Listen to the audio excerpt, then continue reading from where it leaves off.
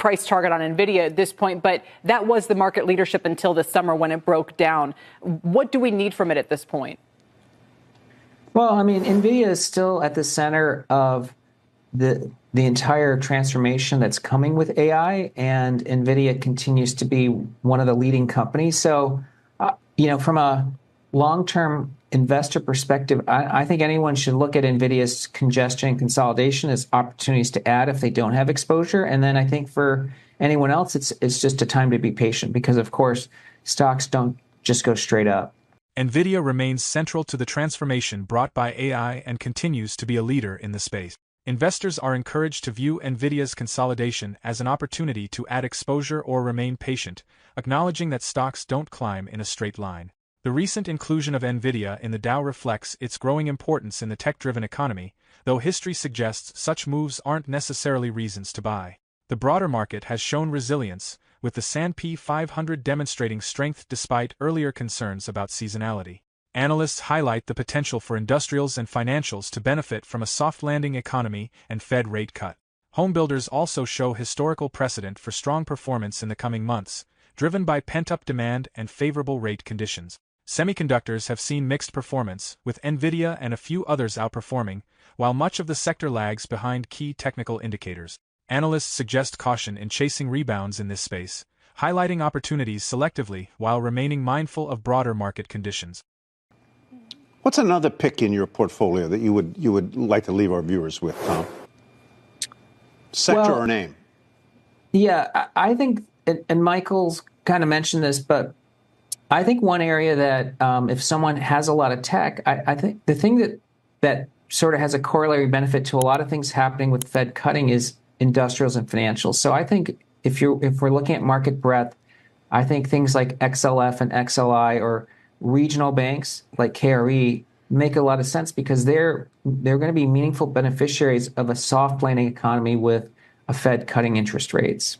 Well, John, the stock market in the last 6 weeks has proven its character, which it's had all year. The S&P is incredibly strong this year. It's been up now 9 of 10 months. And you're right, we got fooled by seasonality because I figured, well, between now and Election Day, there's a heightened possibility of some type of correction.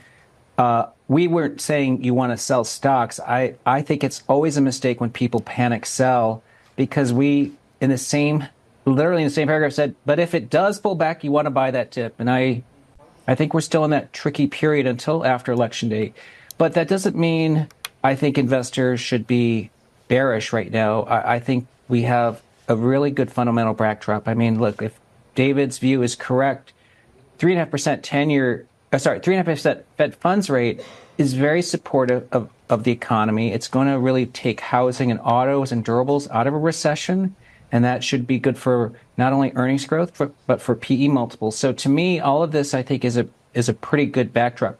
That doesn't mean turbulence couldn't happen. So, Jod, I guess, I think people kind of view the idea that there could be caution as like a dirty word. It shouldn't be. I mean, this is a stock market, and people should be prepared to buy dips if there are.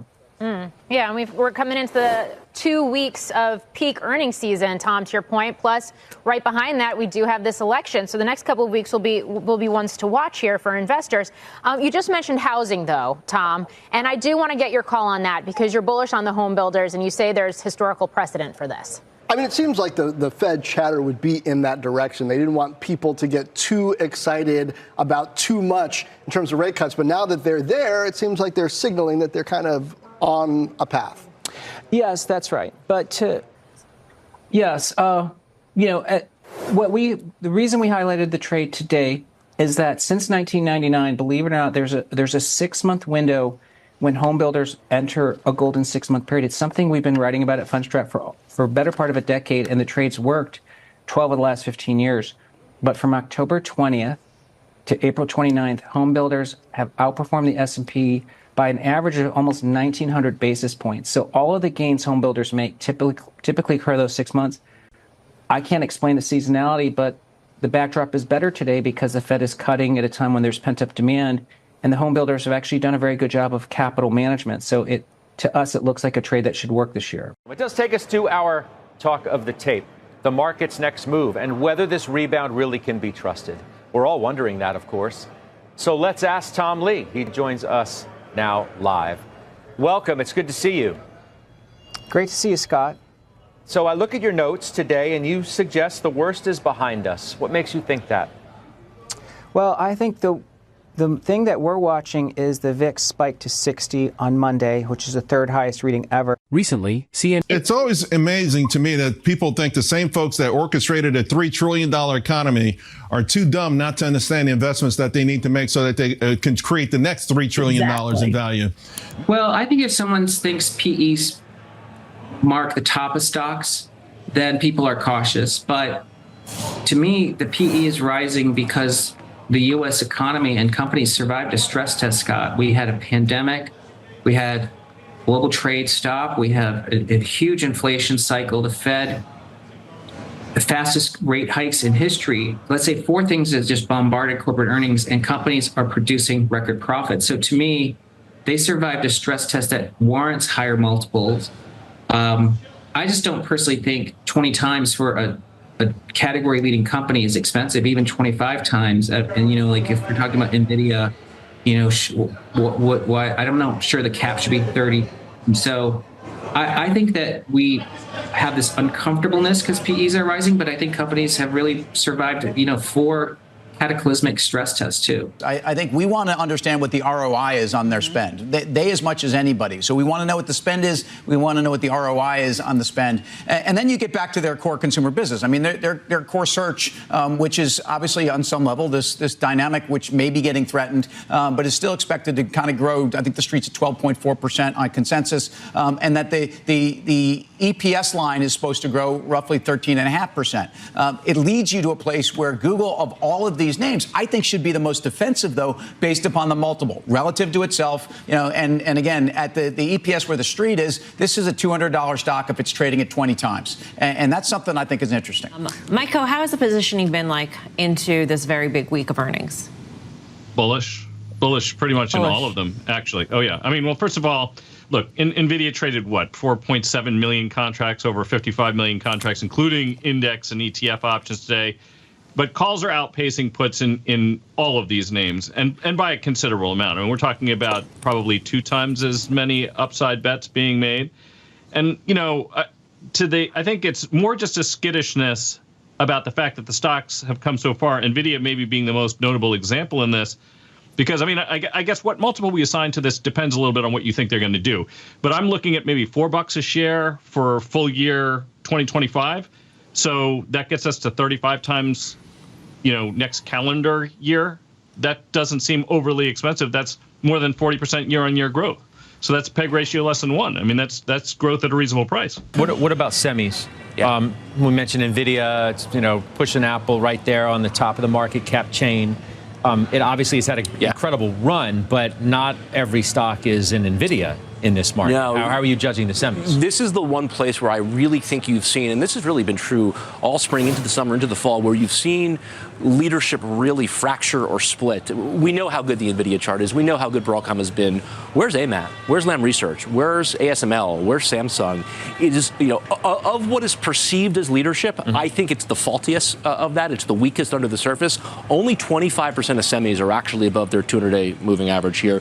You do get some good seasonality with semis the next 4-6 weeks. I think if you got a bounce, I'd be more inclined to fade that bounce in semis than I would be chasing. I asked you earlier about Berkshire selling Apple, so let me flip it and ask you about Nvidia now and the inclusion in the Dow and how you're thinking about that based on what you've seen through the years. Yeah, I mean, obviously, on some level, the inclusion of Intel previously and not having a play on Nvidia, which is 7% of the S&P 500, probably just made the Dow feel a little bit unrepresentative of the economy right now. Now, you could definitely make the case that it's just grabbing onto a high momentum play way after the fact, after its greatest gains. I was just looking at the Nvidia versus Apple equation in terms of, market cap neck and neck right now. Well, Nvidia has about a third of the revenue in the coming year and about half the net income. So you could obviously say it's a more expensive stock, but it's growing so much more quickly. So in the short term, first of all, there's no brand new reason to buy a stock because it's in the Dow. History says that's not at all a reason to buy. There's not a lot of money indexed to the Dow. It's much more about, the way that it's validating its current role in the new tech economy, which we sort of knew already. So again, I don't think it's a sell the news. Maybe it's a buy because of the capitulation on Intel. But at this point, it seems much more about the Dow trying to stay relevant. All right, good. Nvidia's role as a leader in the AI revolution remains strong, with its inclusion in the Dow reflecting its relevance in the evolving tech economy. While some sectors like semiconductors show mixed performance, the broader market has demonstrated resilience, and areas like industrials, financials, and homebuilders appear well-positioned to benefit from economic shifts and favorable rate conditions. Investors are advised to remain patient and focus on long-term growth opportunities. As the market navigates uncertainty, understanding the implications of consolidation in leading stocks and exploring sector-specific trends will be critical. What are your thoughts on Nvidia's future in the AI-driven economy? How do you view the opportunities in industrials and financials amid potential Fed rate cuts?